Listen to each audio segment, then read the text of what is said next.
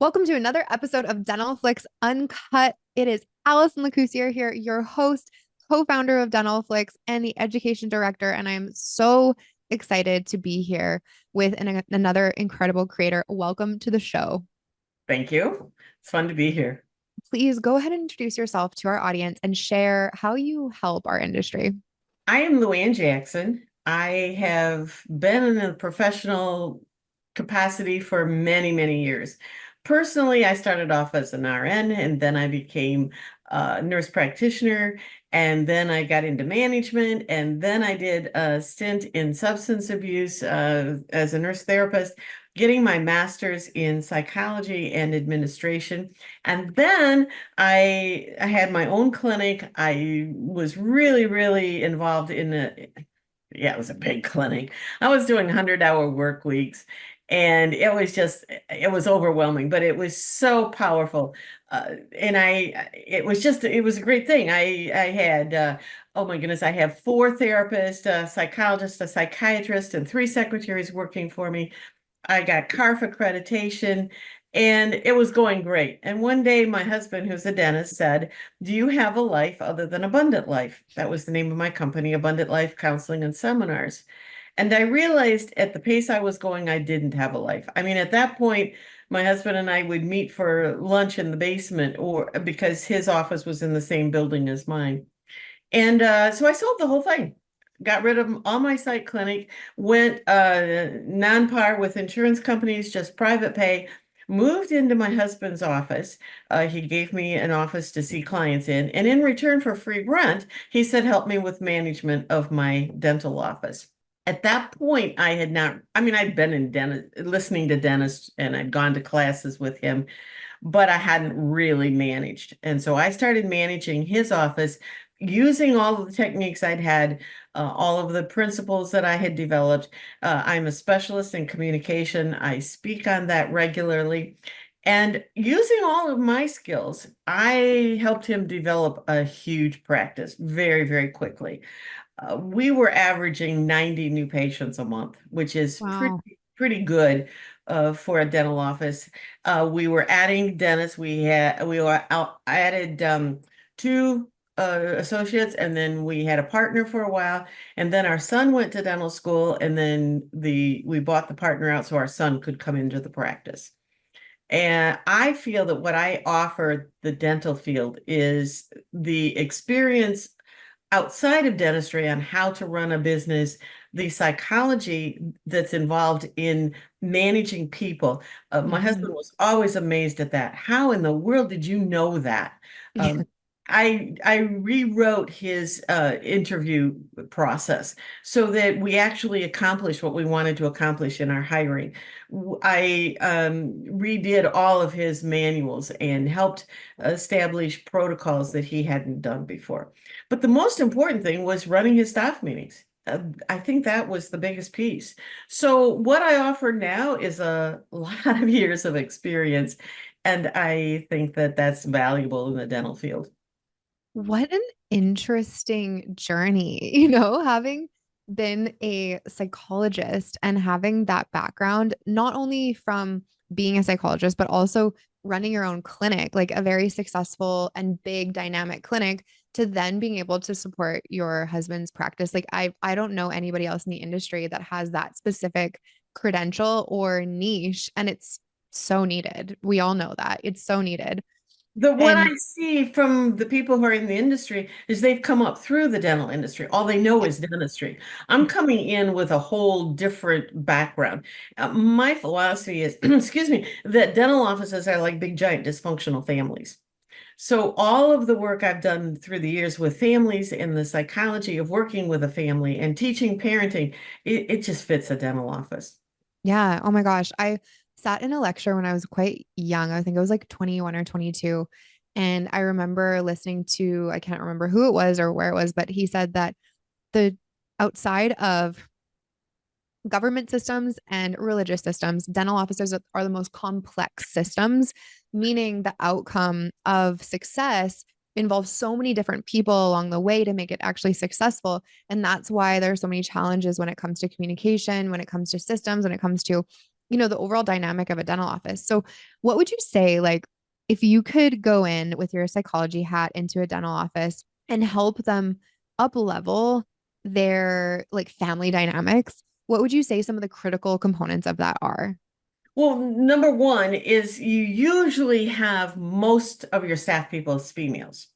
And in the old days, most of your dentists were males. That's changing a little bit, but primarily you've got a system of females. And you have to really understand the dynamics of females working together. I'm a female, you're a female, but there's a difference in how we react. I've got a book on my shelf on how to succeed in business like a male. And basically, they know how to play games. You're out playing football and you're trying to beat each other and you're talking smack and all this. And then they get done and they clap each other on the shoulder and go get a drink. Yeah. Women don't know how to do that. We hold grudges and we don't communicate. So, number one would be learning how to do that. I also have a specialty in the communication styles, and I help people understand what actually is going into how you speak and how you interpret what somebody has said to you. Finally, and it's not so much just the staffing, but I like to teach sales. I know that's hard to think of as a dental office, but we really are in sales. You're trying to promote the acceptance of a case that they may or may not want. And I helped my husband improve his case presentations dramatically Mhm. because, well, he would come home and he'd say, I got this case tomorrow, blah, blah, blah. And I'd say, tell me about it. And then I'd say, what are the objections that you hear or might hear from this? And I remember this one, he says, well, she's older and she keeps saying that she's too old to fix her teeth. Well, that's your entry level. You talk right away about how important it is to have your mouth. You can still have 20 years left. Let's give you a beautiful smile.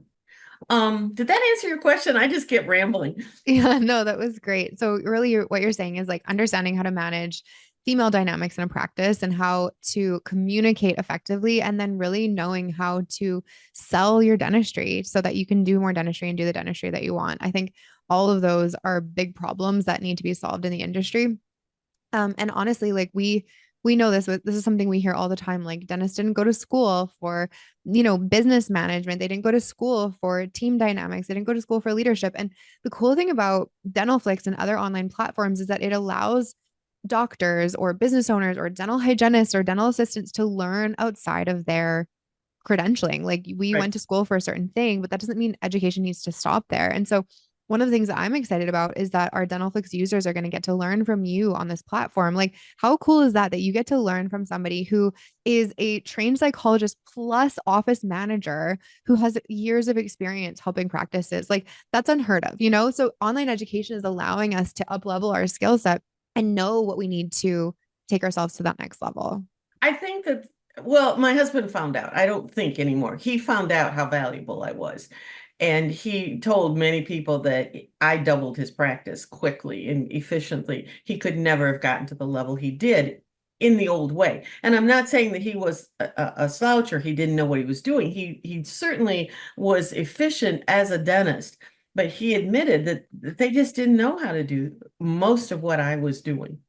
100%. And one of the hard parts is you have to slow down in order to speed up. And I think that sometimes as a fast-paced clinician, you don't want to do that. Like you don't want to stop working so that you could get trained to do things better, even though that better is going to multiply your time. And I think that's a really big barrier sometimes. And I get it. Like as a business owner, I don't want to slow down. I don't want to go and learn something, but I know the benefit and the value to me when I do that. And so I think being able to like learn from you online, connect from you in like their drives home is going to be so impactful. What is the opportunity truly, do you think? Like if you had a practice, take these things that you've taught your husband's practice, like you said, double the practice. Like Right. what else happened and changed in his practice when you were able to help him? Well, first off, the staffing. We ended up not having staff problems. And now, oh, you have some here and there, but 90% of his staff problems disappeared. We Yeah. had a team, we worked together because there is a huge amount of information on how to build a team, but the dental teams don't know how to do it. And you can have a consultant come in and they give you a few information tidbits, but it's not really learning how to build a team. I could go in and I could look at it, same as I do for a dysfunctional family. Who's got the problem here? What are the needs? How can we relate better to each other? And I think that that was the building of the team and being able to communicate was just a dynamic Yeah. improvement. And then understanding patients. Um, Most patients going to a dental office they're insecure, they're scared, they're frightened, they don't want to go. And Hmm. so learning how to immediately talk to your patients and relax them or get them to accept what is going on was another big, huge piece. So I think those two. And then there's a business aspect. I wrote all of my husband's advertising before I came in. I can't believe how much he spent on advertising. Somebody to come in and write his hard copy or make his videos. I came in and did it all myself. And I did it by using psychology. So I would go and talk to people. Like I would identify, let's say I was going to a Rotary Club meeting, and I would identify maybe 5 people that would make good clients, good patients. And then I would go and talk to them. How do you choose a dentist? What do you like about a dentist? What you don't you like about a dentist? And then I wrote our advertising based on that. And it dramatically changed that. That's how I think we were getting to 90 new patients a month. We called ourselves a premier dentist because basically in this area, we were getting our lion's share of new patients. That's amazing. That's really impressive. And it's funny now you can hire copywriters who are like trained psychologists and you were Yeah, just doing that on your I own. was doing it I before. love that. Here's You were the doing it before it was cool. yeah, there's another thing that my husband would go into classes and he'd listen, but he couldn't operationalize what he heard. What I offer, in addition to my classes, if you want, you can call me and I can become your consultant online or on Zoom. And I can listen to what's going on and I give you suggestions on how to implement the ideas that I've presented in the seminar. Mm. And I think that helps because most people don't know how to operationalize what they've heard. Very few No, people know how to do that. it's And so true. if you do try it, I mean, I talk to people all the time. Well, I've read this book and and how did you apply it? Well, I don't really know. So I can take the thoughts, the ideas, and help you apply it to your Yeah. practice. That's honestly why when I was working in my practice, I was in a dental office for 10 years and my boss would send me to all of the CE and he was happy to do it. He was happy to send me on my own because when I came back, I had a PowerPoint ready and the ways Yeah. to implement all of the things that I learned and a strategy to implement. And he didn't tell me to do that. He didn't expect that from me, but I'm like, if I don't learn and apply this, then what was the point? So Yeah. I think that's so important. I have a question. Okay. You're Okay. a psychologist. One of the things that the dental offices right now are really struggling with is the generational differences in the practice. Like right now, we have 4 generations in a practice, 3 at least. And I'm noticing like a lot of discussion on like how do we handle the younger generations who have different values, different motivation, different desires? Like, do you have any insight into that, solving that problem? The that is a problem, the Gen X's and the millennials, and for a number of years I've heard it's so hard to be a boss for a millennial. Hmm. I want to go, well, first off, I don't like labels. If I came to your practice and you say, well, that person's got ADD and that person's a bipolar and that person's a borderline, it may be true, but once you've labeled somebody, you forget how to apply the principles and how to work with them. So my first reaction is to find out who the people are and what they're really about. So one of the things I do is I teach how to understand people. Then I Yeah. teach how to communicate through conflict. If you've got a baby boomer and a millennial and a Gen X, they're all going to have different goals, different values, different ways of accomplishing what they want to accomplish. So you have to get everybody on the same page. What are the goals of this office? And how can each of you bring your skill sets to apply in reaching our goal. I often use the illustration, and I do it with generations too. And I may be not answering your question, but I'm trying to, I don't want labels, is what I'm trying to say. Hmm. I don't want this is what you do to a millennial. Okay, so Yeah. I have an illustration that I say, I'm going to have surgery. And I research the very best surgeons in the area, the people who are most capable of doing my kind of surgery. I research hospitals. What's the best one to go to? Because I want the best result possible. I go to the hospital, I'm waiting for my surgery, and a cleaning person comes in to clean the room. And I look at the mop water, and it's filthy. And this mop just goes swishy, swishy through the room, and the mop person leaves. At that moment in time, what's my perception of that fantastic hospital? It just went down to the Yeah. basement. I no longer have confidence in the hospital, and I no longer have confidence in the physician, the surgeon. So when I go to people and I say, what is your role in this office? I ask everybody that. What's your role? And what I want people to see is that they are just as important as the dentist. If I'm doing a regular business, they'll say, oh, the CEO or the president. Really? In my hospital situation, who's the most important person? That cleaning person. So Hmm. instead of a circle or a hierarchy, like we're used to seeing a pyramid, I like to see a straight line, and everybody in that office has their hands up, holding up the business. What are your hands holding up? What's your position in that office? How do you bring a new dimension? So a millennial is going to bring another dimension. A Gen X is Hmm. going to bring another dimension. I want everybody to communicate with each other on what we have to offer. Did that answer Hmm. your question? Oh my gosh, that was such a good answer. And you know what? I think sometimes we can be lazy in this, Mhm. lazy and maybe just a bit confused. Like, if we don't have the right management structures and communication in a business, it doesn't matter what generations are in it. It doesn't work. It's just that when different generations come, there's nuances that are noticed more in differences with people, but that doesn't mean that that's the reason for the problem. So I love what you said. And I think it really calls our managers and our leaders to think about this differently instead of just throwing it off. Oh, millennials, oh, Yeah, Gen I X, oh, know. I you're actually 100% right. I'm sorry to interrupt, but I'm still reeling when you said that because I took a course and they were talking about, as speakers, how to speak to the different generations. And I'm like, that doesn't make sense. So that means that every time I'm speaking to a Gen Xer, I have to do this, this, and this. No, I want to present my material. I want them to be participatory. I want them to be part of a team. I mean, it's no different than way back in my day where you had, well, we had men, women, and we had to learn how to work together.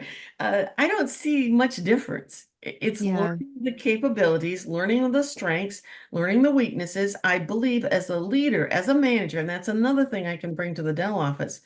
I believe that every one of your staff people in your mind, you should have identified what are their weaknesses and what are their strengths. And then you play up to their strengths. I changed job descriptions. That's another thing I did with my husband. I created jobs that matched the person's strengths. Hmm. Instead of just saying, oh, I need a person to do this job, go, and hire for it, I often would search for the right person. And sometimes I hired people where I didn't even have a position for them. One of the best front desks we ever had, she had been in a car wash. She had run the business office for a car wash. She worked in a little cubicle. And she had what was her degree was in business and accounting. That was it. She had a bachelor's in accounting. Nothing having to do with dentistry. Nothing. But I had a gut feeling that she was really good with numbers, and I just had this feeling that she would be a real asset to the front desk. I hired her with literally no job description, no openings. I just thought we couldn't let her go to someplace else. She turned out to be the best. Um, I trained her in dentistry. She had to learn dentistry, the lingo. She had to learn the procedures. And I gave her some of my husband's beginning dental books. She took them home, learned them, learned the terminology, became the best I'm serious, the best one we'd ever had. And yet, how many dental people go out and say, I'm going to hire an accountant because that's going to help my front desk? No, we hire because we think we have to have dentistry. Yeah, it's true. I have trained a lot of dental assistants who didn't have any prior dental experience. And they truly were some of the best dental assistants we've ever had. Like they were so connective, they're so good with people. And so it's true. And I'm curious to know if that's going to be something that we see more in dentistry because everyone I'm talking to is having staffing issues, team Right. issues. It's like we have to get creative about how we're training our team now and get better at it. And it's calling us to all be better leaders. So I think it's so valuable. You know, Tell us there's about the another, oh, I'm sorry. But the job satisfaction is a big thing that I also Mhm. am with my husband. In the old days, you just gave them more pay. You thought that was going to create job satisfaction. And it isn't. You have to find, again, I'm back to knowing the people. Maybe this person would really value being able to have flex time so she can go to every one of her child's ball games. And I did that on a person. I found out that's what she really wanted, and it was incredible. She became the most loyal team member because I was Mhm. willing to work with her to get to her kid's game. I don't think we actually understand what motivates people right now. I think you're right. And I think it's different for everyone. I think a lot of people want different things. And in a fast paced office, if we're not paying attention, that's when we get a notice that we weren't expecting from, our key team Exactly. member. And there's something, sometimes at that point, there's nothing you can do to turn it around. So Job this, satisfaction is a key to keeping your staff and making them healthy, or making it healthy, making everybody have a good time. You have to do that, and it takes time to do it. That's again, from a psych background, that helps me understand people. yeah, 100%. Okay. You guys have heard it from the psychologist slash dental office operations manager. Like this is what we need to do. I see it. I think in the future and right now we have to invest more in our people. It's the biggest complaint. It's the biggest issue. We have to invest more time, more energy, more training, more understanding. We have to be called to be better leaders. And we need to find the experts that can help us do that. So tell me a little bit about your course in Dentalflix, which by the way, I got to sit with Chris, our videographer, and watch you live in we were in Phoenix, Yeah, Scottsdale. No, Phoenix. this is Phoenix. Yeah, we were in Phoenix together where I got to meet you for the first time. And I'm not gonna lie, Luan, she did this all without a deck, without a PowerPoint. She like knew just all of this information from like inside of her own brain. And she's amazing. So I'm so excited for people to be able to watch this lecture, to learn from it, to understand ways that they can be a better leader. So tell us a little bit about your lecture that's in Dentalflix. Well, that is just a piece of it. It's a teaser. It's like a trailer. Yeah. Because when I really 3 hours is the minimum of what I would like to have when I'm talking to people and explaining what I see as communication. However, I can get you interested in it in an hour, and that's what the Dentalflex idea was, is just to get people interested. Like there's more here than you'd ever think of. Um, the way I start off is that most people have learned personality styles. There's Myers-Briggs, there's DISC, there's a number of them. My question is, once you've figured out your letters or your label, what do you do with it then? And most people say, I don't know. Well, I've taken over my 20 plus year, I'm in 50-year plus career now. I've taken the concepts of personalities and I've shown how we communicate different, we think different, we buy different. I mean, a salesperson is different depending on it. We have different values at work. There's just one, for instance, in a dental office. Most of your staff people are what I call amiables. They're people related. They love to have relationships. They're the kind that remember everybody's birthday. It's just a very comforting teddy bear kind of existence. That person can't start working until they've had a chance to say good morning to everybody. On Monday morning, they have to find out how the weekend went. And this is a big part of them feeling satisfied in their job. Whereas there are other people like myself many times and a driver, I have my mind on Monday morning so full of what I'm going to accomplish that I can walk to my desk and literally not see anybody. So I can leave people in my wake being hurt. She didn't even say good morning to me. I can't believe it. And the key to, again, one of the keys or the beginning thing of having a good team, where you understand what each person needs to make them have a good day, and yourself too. And I think the staff needs to know what their boss needs for having a good day. Did that Yeah. answer? Did that help you out? Yeah. I love it. Thank you so much. And I just want to honor you and acknowledge you for being a creator, for sharing your wisdom. You're a very unique person in our industry, and I'm excited for more people to know you and to have you be able to help them, because something that I know for sure, like even for me being a business owner, I'm an entrepreneur, I need to have people in my life to help me with the things that I don't know. And, Right. I need to find the people that are the missing pieces in my puzzle of business growth and development. And that's the exact same thing with the dental practice. And so, for my dentist listening to this, you don't have to be a psychologist to have a great team, but you can find somebody like Luan who can help you, who has the credentials, who has the experience, who has the knowledge, who has the background to be able to unpack and uncover some of the keys to being successful in your practice. And so, please go and reach out to her. How can anybody who's listening to this, who's interested in learning more, how can they reach out to you? Well, they can go to my website, luanjackson.com. That's the easiest. Or they can call me on my phone. It's 810-252-1315. That's 810-252-1315. That's Perfect. probably the easiest. We'll put that in the show notes. And again, thank you for being a creator. Go and check out her course on Dentalflix. You're going to love it. You're going to learn a lot from her, and reach out to have her come and support your practice and help take you to the next level. And we will see you on another episode of Dentalflix Uncut. Thank you. Bye. You've just unlocked valuable insights with Dentalflix Uncut, but there's more. Dentalflix is not just a podcast, it's a thriving community, a hub of knowledge, and the #1 online streaming CE platform in dentistry. With just a few clicks, you can start exploring a wealth of resources, including in-depth training on leadership, case acceptance, scheduling, hiring, weekly marketing calls, insightful gap assessments, and scorecards, all designed to help you master what you discovered today and propel you further on your path to dental excellence. Head to dentalflix.com to get started for free and embark on your journey towards mastery. Thanks for tuning in to Dentalflix Uncut. See you next time.